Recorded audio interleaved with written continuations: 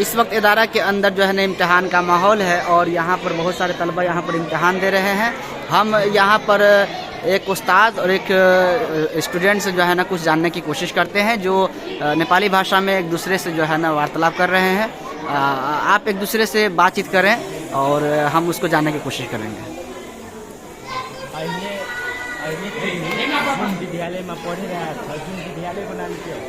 मैं जुन विद्यालय में पढ़ता रहा जो त्यो विद्यालय का नाम दारुल उलूम इस्लामिया गुलशन मदीना हो। यहाँ कौन पढ़ाई भई रहा है?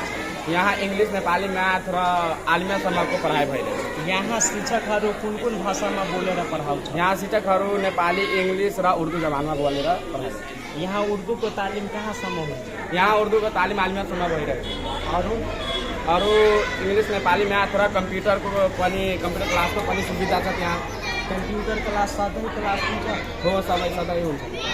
यहाँको पढाइ तँलाई कस्तो लागिरहेको छ? मलाई यति राम्रो लागिरहेको छ, जहिले पनि यहाँ छोड्न मन छैन। त्यहाँसम्म पढेर आलिमियासम्म गरेर त्यहाँबाट जाने। यहाँको वातावरण कस्तो छ? यहाँको वातावरण यति राम्रो छ कि सबैलाई म यही भन्न चाहन्छु कि सबैजना त्यहाँ आएर हेरौँ र आफ्नो विद्यालयमा त्यहाँ दाखला गराऊ र राम्रोसित इल्म हासिल गरौँ। यहाँ त्यो सालमा तिमी नेपालीमा कुन के पढाइ भयो त्यहाँ? म त्यहाँ त्योभन्दा पहिला मलाई केही नेपालीमा आउँदा थिएन। म त्यहाँ त्यो इदारामा आएर नै नेपाली सिकेँ। नेपाली यहाँ व्याकरण पढाइ हुन्छ? त्यहाँ नेपाली व्याकरण र इङ्ग्लिस ग्रामर र कम्प्युटर क्लास सबै यहाँ आएर। तर यहाँको शिक्षकहरू क्लासमा जान्छ पढाउनको लागि त अनुशासनमा बस्छ?